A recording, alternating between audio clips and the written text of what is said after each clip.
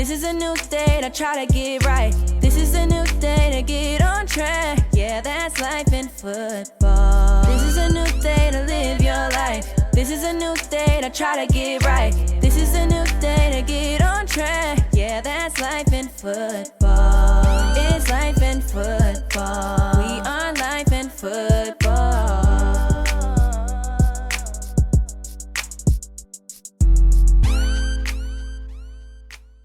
You are now listening to the Life in Football podcast. Check out the new website, lifeinfootball.com. Once again, the website is lifeinfootball.com. Thanks for listening. Welcome to the Life in Football podcast, baby. I'm your host, Mike Feed. And this your coach, Colin Moore. You know we loving life and enjoying football. Top-notch players all across the world. Top-notch players all across the world. We got a top-notch ball on representing for Merrimack College. And he doing his thing, man. He wears number 2. He goes by the name of Jacari Carter. And he's representing straight out of New Jersey, baby. And this is a ball player that's going to make things happen. He's doing his thing right down the college world. He did it in high school. But this is not just a football player. He's an athlete. But without further ado, we're going to go ahead and let Simo bring him on. How you doing, Jacari? How you doing, Simo? Good, man. Hey, it's a blessing to have a ball on like yourself, man. Thank you, sir. I appreciate that. I'm excited to be here, and it's a pleasure to be able to be on this podcast and spread my story a little bit. Hey, we ready to hear it. So I want to, man, see how you feel. This your red shirt freshman year, man. You out there getting off, out there balling, man. So how does that feel to you, man, putting up good numbers based on your freshman season like this? It feels amazing, but for many of those that know me, this was all a part of the plan. You know, you put in the work, you grind, and you believe in God.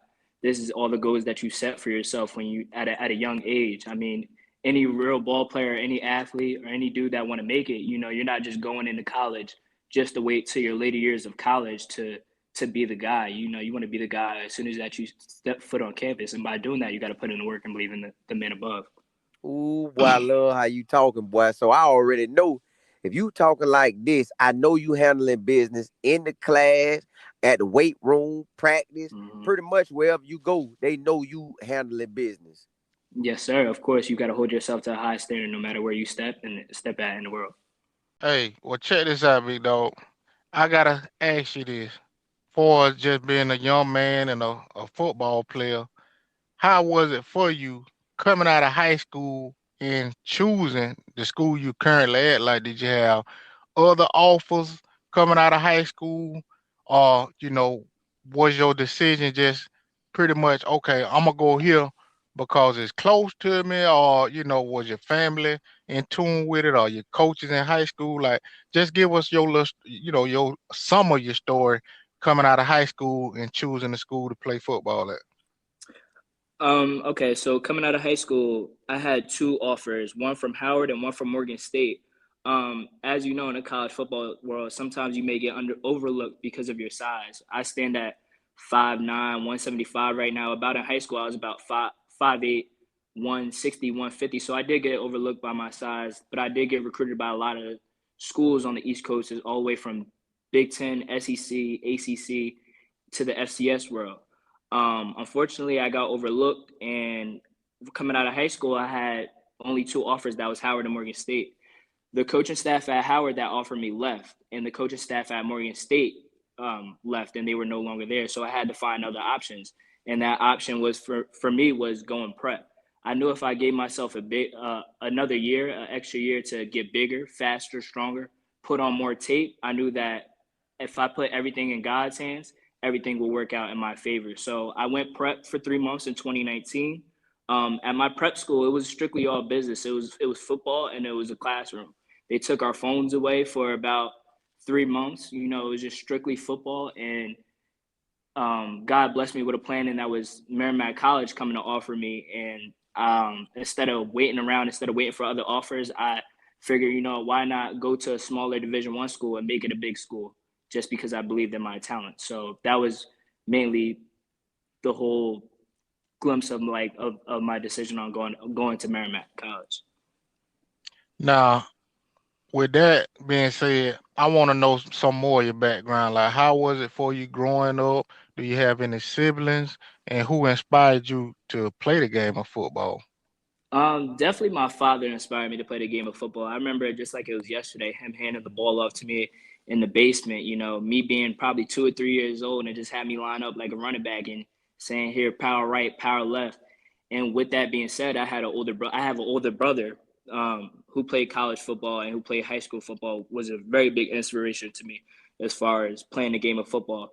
I'll even tell you times how we would be at football games, at my brother's football games, and instead of going to play with the little kids that was running around, probably chasing girls or going to play football, at the game, I was sitting there right next to my dad watching my brother perform, whether it was at punt return, cornerback, or running back, just studying his game and studying all the little things and how he carried himself.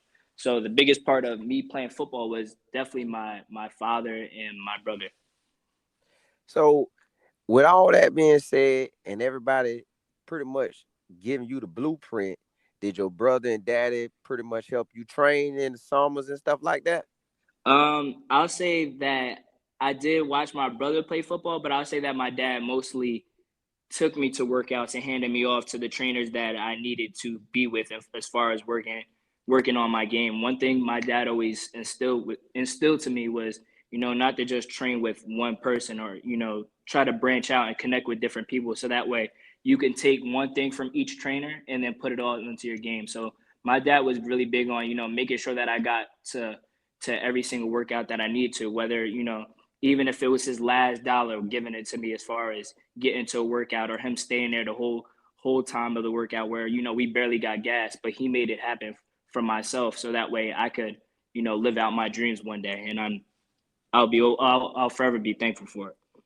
Now, were you able to take a visit to Merrimack College, or you just went without even checking it out and just saying, "Man, I'm going." Period. No ifs, ands, or buts about it.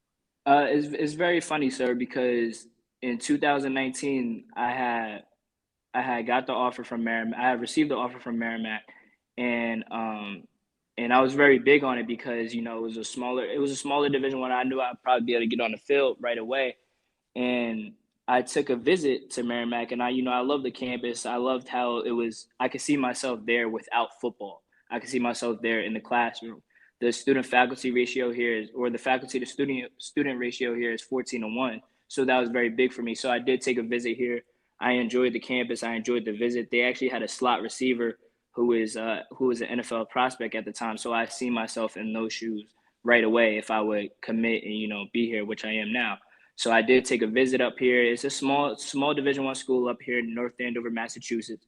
But I fell in love with the atmosphere and the energy that the school brings to the table, and I felt like I could change the football culture around up here, and I believe that I'm doing so now.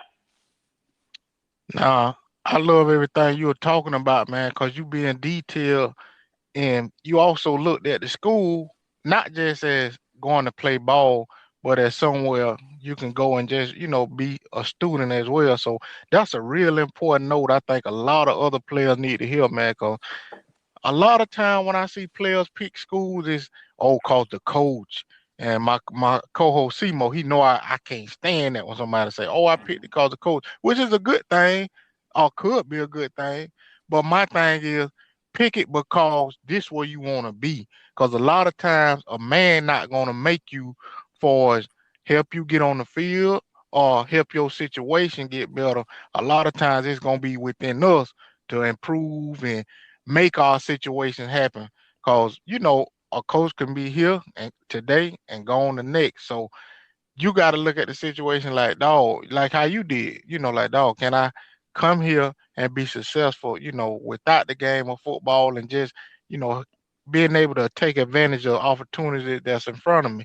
Now, I also want to talk about man. I done seen a lot of I guess different things for as football up north, right? So down south you see a lot of guys playing football. It's almost like how the people say, it's almost a religion down south. And what I'm starting to notice, man, it's a lot of good ball being played up north, hands down. Yes, I mean, sir. you'll see a running back at Ohio State or a player over here, a player over there, and I see a New Jersey or New York or um even though they try to say Virginia the South, I don't see that as nowhere South at all. But it just a lot of things like that kind of opened my eye because I remember that one player who was balling out of control at Michigan. I think he was from New Jersey, number 5. I can't think of his name right now. Yeah, Jabril Peppers. Yep. yeah, man. And you got a lot of ballers up there. So, what is like up north far as playing ball and like, do you guys kind of see that you don't get as much as respect as down south players? Or like, what's y'all take on it? Yeah, up north, especially in New Jersey, is a gritty. It's a gritty area everywhere in New Jersey, and there's a lot of ballers there. And one thing that everybody will tell you in New Jersey, everyone knows each other. So if you're good, if you're that guy, everyone knows you. So in New Jersey, it's not the I'll say it's not the best place to grow up, but it's very fast. The culture is very fast, and it's guys that that want to get after it, that want to be great, and that want to be successful, and that don't come from the best of areas. So I feel like all the trials and tribulations that guys from New Jersey go through, it comes and shows in light on the field. So when it's time to shine, when the lights is on, New Jersey guys always rise to the occasion, and the competition there is like anywhere else. It's a great competition in New Jersey, in the state of New Jersey. Okay, man. My last question. Give me your goals or what are your plans? Just say, what if you go to the NFL and you ball out, you do your thing. What's your plans after football and what you're getting your degree in as well? Yes, sir. That's a great question. Right now at 21 years old, I have my training business in New Jersey, Prolific Performance, where I train over about 150 athletes. I figured why not start young? I learned a lot at a young age from many different trainers, and I took a lot of what they instilled into me, and now I'm passing it down to the young kids below. I feel like, I have the knowledge now. Why not pass it down, and why not grind myself while I'm helping them get better? I'm evolving around the game of football 24/7. So my goal is to obviously get to the NFL, do what I have to do in the NFL. And one thing about believing it, getting to the NFL is your belief has to be stronger than their doubt.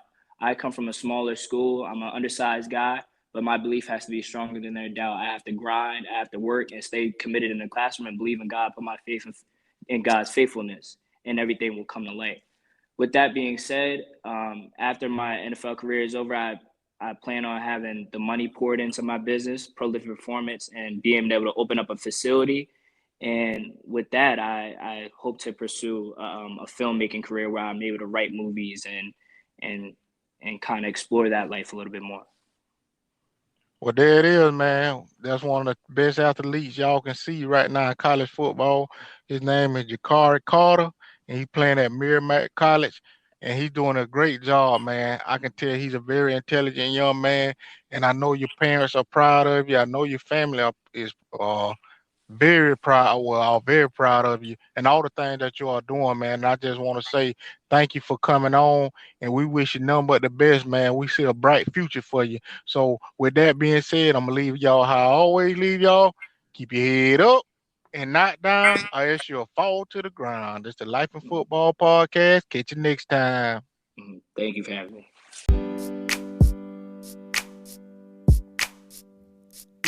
This is a new day to live your life. This is a new day to try to get right. This is a new day to get on track. Yeah, that's life in football. This is a new day to live your life. This is a new day to try to get right. This is a new day to get on track. Yeah, that's life in football. It's life in football.